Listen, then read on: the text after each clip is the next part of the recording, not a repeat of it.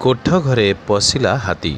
ढेंकानाल बनखंड अधीनस्थ षडंगी रेंज अंतर्गत खंकीरा सेक्शन बेगा पंचायतर बड़पोखरिया ग्रामर रंजन साहू कोठा घर ग्रिल भांगी विलंबित राति 11 घटिका समय एक दंता हाथी पशि तांडव लीला सृष्टि करी दीर्घ समय धरी आतंक खेलाई 5 बस्ता चाउल और 4 बस्ता धान खाई घर बहु अंश भांगी बहु कष्ट घर बाहरी एठारे सूचनायोग्य खंकीरा ब्राह्मण तैलारे खोला होई नथिबा ट्रेंच बाट दे यह हाथीटी दीर्घ दिन धरी चलप्रचल करुवा बेले यह बड़पोखरिया ग्राम में प्रवेश कर भयर वातावरण सृष्टि कराउछि।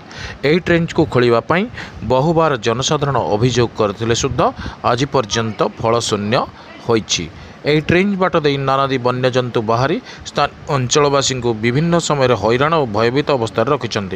धान बुणा तथा तली पकाठू अमल पर्यंत स्थानीय चाषी मैंने हैरान और दुखर रहिबा सहित एकमात्र फसल धान पर रात्रि जापन करुअछंती।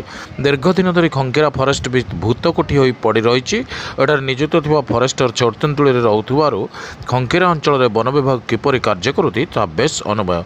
धर्म को आखिठार मारिबा भली हाथगणती 4-5 जन हाथी घोड़ा पिलांको धरी चली वन विभाग कार्य।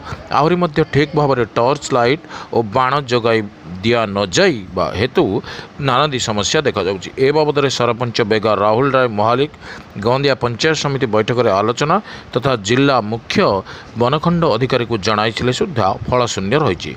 एणु ए दिगरे विहित पदक्षेप ग्रहण करी जिलापाल जिला मुख्य बनखंड अधिकारी एवं खाद्य जोगाण खाउटी कल्याण मंत्री महोदय दृष्टि प्रदान कर जनसाधारण जीवन को सुरक्षा प्रदान करने विहित पदक्षेप ग्रहण करने को अंचलवासी तरफ अनुरोध करा जाउछि। केते कष्ट रे भारछि